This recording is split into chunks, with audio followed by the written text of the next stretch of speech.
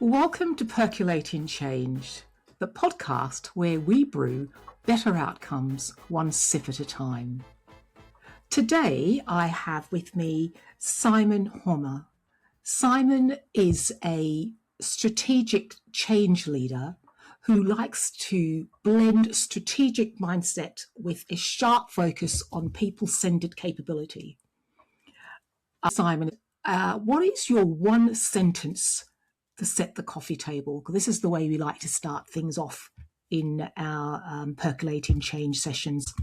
I'll go with being clear on what change is and what it should be. Caused conflict, but it's well worth the fight. Do you know, when I read this opening statement of yours, I went exactly that. I went, yep, touche. It's well worth the fight, and it could often cause conflict. But it's we need that clarity up front. So I love that opening statement. Who's this for, Simon, and why now? I suppose this is for anyone who's really in the battle to convince stakeholders of the value of change management. And for those who feel like their role in change management has diversified and maybe its purpose is starting to become a bit weakened. And why now? Well, I find it's very difficult for businesses at the moment, particularly here in the UK. We have budgets tightening. There's greater pressure then to look for opportunities to reshape teams, to change the way functions might work. And in the change world, what I've seen with that is that the roles and responsibilities become blurred. So we'll see things like change managers and project managers now de facto doing similar roles, or the project manager role now includes change, or the change manager role now includes a lot of the project skill sets. And that's diluting the purpose of change management.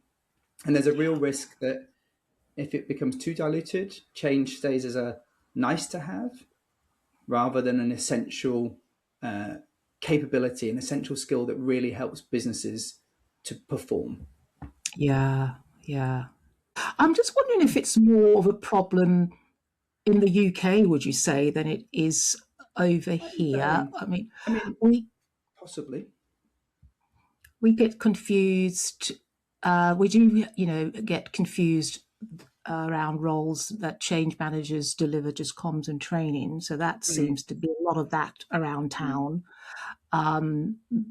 That's a little bit unfortunate when the roles become that diluted. But I know I'm hoping that these things will change. So how do you see this changing then? How do you see this? You slipped into a dual role. You said the change management function, and project managers and change managers. The roles are overlapping and blurred, and they're asked to wear multiple hats. I mean, that will be so confusing and not really strategic or enabler in any way. How do you see that? How do you see pulling that back onto the right track? Yeah, I think it's difficult. It's very difficult because change isn't that mature as a discipline to many businesses in my the work that I've done. That I'm part of a community, a heads of change community, and it's always a similar sort of thing. It's always a similar theme in the organization of people are trying to understand the real value of change.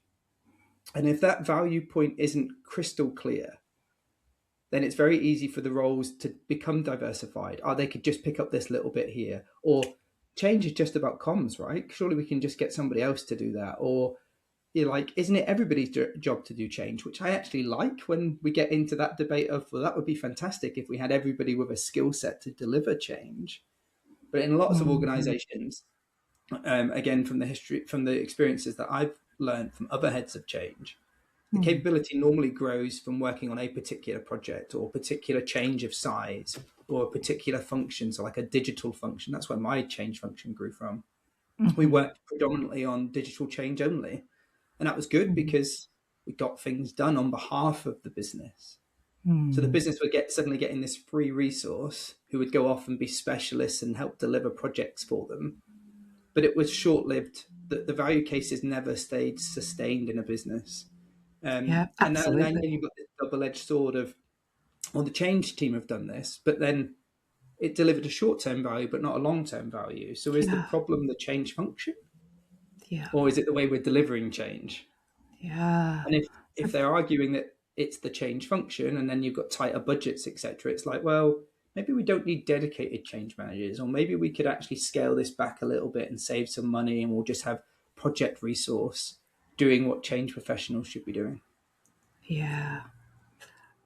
And you've made some good points there because we facilitate change, don't we? We're not Mm, supposed to be the doers of it. And as you're talking about short lived, I mean, mm, uh, you know, if we're brought into a project, mm, on a project to help to facilitate and connect people in the business who are actually mm. going to deliver that change on behalf of the strategic outcome, the strategic value that that change was destined to deliver on. Yep. But it isn't our job to actually do it, is it? No, It's I yeah, don't think it it's is. I think it's a very good it, point. I think we have to have a balance. I think yeah, certainly when you're building a capability, to see how it can be done and to set some really good examples up, you're going to have some people in the organization, and this is the role that I've played previously, where we really are at the forefront of that change, hmm, showing how it can be done. But really, yes, I kind of love the analogy of being like the assassins in the background, or just whispering in the ears and yeah, coaching and mentoring the managers so that's that they right. become the real owner of the change, the face of the That's change. it. I think Absolutely. you've got this difficult job of being able to convince, in my organization, thousands of employees. And who would they rather listen to? Me, who turns up, delivers a presentation and a message about a change, and then might disappear and then come back again, don't really understand all of their job, what's going on in their lives, everything else that's gone on, the history of change that's gone on to that department or function? Or would they rather get it from their line manager? And I think if you can get the change function to somehow be doers, but through the first line managers, through the middle managers, and through the senior managers, that's kind of like the ultimate goal. If you're literally doing everything in the change, you're the person communicating it, you're the person even giving the feedback to the organization on how well the change is doing. By de facto, you have done that change to that person, that team, that part of the organization. And they see Simon Homma as the change lead, the change sponsor. Anything goes wrong in it 6 months later, they're still coming back to me or Yeah. my team. And that's Yeah. not success for me. That shows a Yeah. lower level maturity Mm. where it's great to get the additional resource into the organization, but really we need to find ways that the ownership of change is handled much more by the first line managers. Um, Yes. but it's the Yes. trick, because doing is what gave us the success to go and grow my change function. Ah, this is great, you helped us. So it is a double-edged sword. Being the doer is very much a helps you prove a capability at the start, but it then becomes an over reliance on you need dedicated change managers to do every change in an organization, and that's Yeah. not going to Uh, work. uh, if that, yeah, that's definitely a red flag. Mm, It's more of a structural problem there as well too. Just listening to what you were saying about if the change person is the only one, and yes, it's great to gain your experience in that field, in that particular space at the time, mm, but we need to bring the line managers, people who are impacted by the change. We need to work through and with those people who are actually own the change or are going to consume the change, yeah, and yeah, definitely get the leadership involved, because 90% of the time, might I even say 99%, but recurring, people are going to follow their leaders. They're going to follow their managers. yeah, And we, if people are just following us, those us being the change managers, well, that does, as you've said, demonstrate that the change maturity is quite low. And I'm all for, working with managers in establishing how they go about leading change with their people, and we facilitate that, and that's a whole other conversation. But so if someone was starting tomorrow, like a change manager, project manager, anyone on the project team, or just anyone was starting on a project tomorrow, from your perspective, given that we're talking about this topic about how we can build change capability, what would be one or two things that you would recommend? I think it's really important to really communicate what your change definition story is.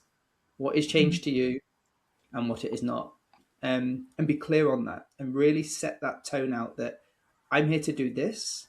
This is how I think change is done to the best way and why. And then communicate that story. And who are Be, you communicating? Sorry, Simon, go. it's okay. No, Uh, I would communicate it to sponsors, stakeholders, anybody else in mm, the change.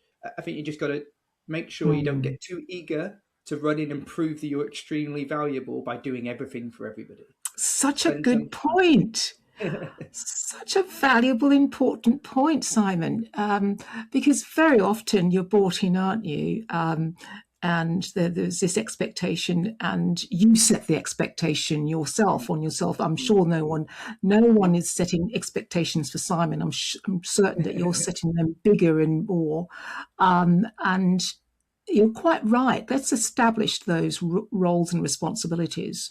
Yeah. Who is responsible for delivering on and behalf of? What does that Mm, look like? How does that mm, scoped out? What does that mean?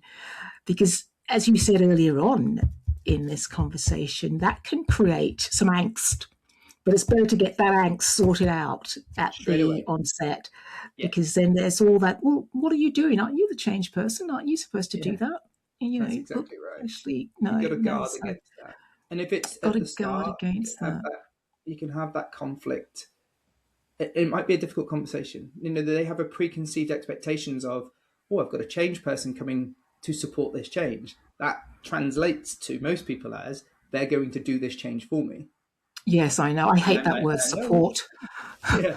Oh, Do you additional like that freebies? word? Thank you very much.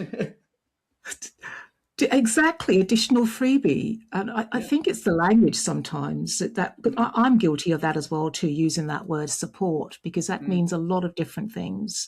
yeah. Whereas really we're coming in to facilitate how this change is going to be delivered, and work with leaders to Mm, enable them to mm, support their own people that's to get right. ready for that change. So Yeah. absolutely love that. So I can keep Mm, chatting here, but we're coming to the okay. end. If there was something that you could do differently, and I Mm. probably know what you're going to say, what is one or two things that you might do differently, or you know, given what you've just said, I guess. But don't let me Yeah. put words into your mouth. No, look, you've followed it clearly, I think, which is great. Look, I think hindsight's wonderful. Yes. My change team operate today very differently to how they operated before, and I got caught in the trap of running to prove my value of what a change team could be and grow before Yeah. really setting out a clear understanding and educating myself on what I actually should be doing and who's got the best roles and responsibilities.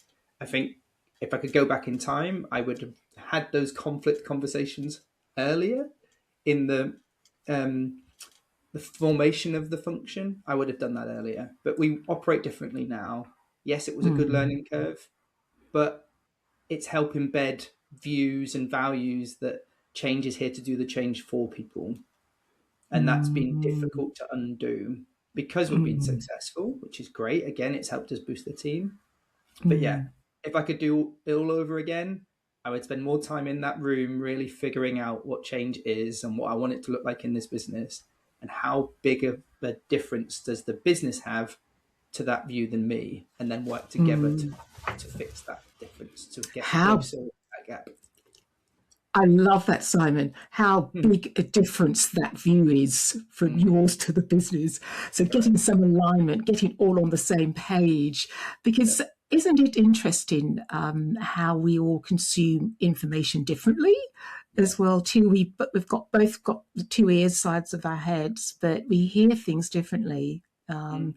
And it is a combination of things. So establishing what that looks like, if I had my time to all over again, I would do that as well too. But I do believe in setting the ground rules around roles and responsibilities and what that looks like. And but you know what, we learn and we go forth with that. So anyone listening to this will take the time. And often, as a contractor, when you're brought into a project, people expect something really quickly, expect you Mm. to deliver something really Mm. quickly before you've had time to understand the culture, the organization, Yeah. you know, all of those important things, establishing um, how this is how we do things around here, Yeah. rather than us coming in and bulldozing and, as you say, because I've probably got a bit of tendency like you want to create a good impression straight away, but often you're doing far more damage because you don't understand what's going on yet. It's not Yeah. possible.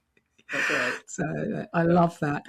I know I didn't ask this question of you, but I just wondered if you have a myth that you'd like to bust. Oh, a myth that I would like to bust. History of change is not important. So what's happened previously in Mm. organization, forget it. It's in the past.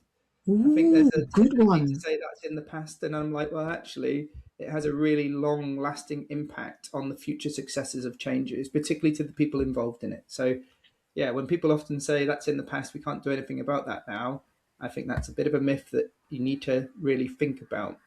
Sometimes that can be just creating more time between the previous change and the new change. That might be Mm. going in and talking to people about what they experienced last time, clearly using lessons learned. But yeah, I'll go with that one. I love that. I absolutely love that because I mean, people remember, don't they? Yeah, There's absolutely. two camps. They stay and then suffer and remember, or they think, oh, I've had enough of that. I'm going. Yeah, If we're not learning. But so yes, I'm with you. Let's bust that myth.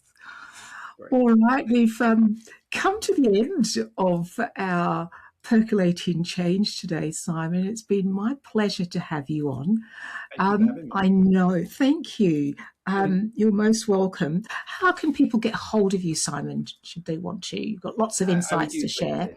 Yeah, just LinkedIn. Simon Homer on LinkedIn. You can LinkedIn. find me there. Fantastic. That's fantastic. Thank you so much. It's been my pleasure having you on, and It's been I great. look forward to others learning from what you've had to say today. And to our viewers and listeners, if you have liked this sip of percolating change, please like and subscribe and hit that notification bell for other future episodes coming up. Thank you so much. Thank you.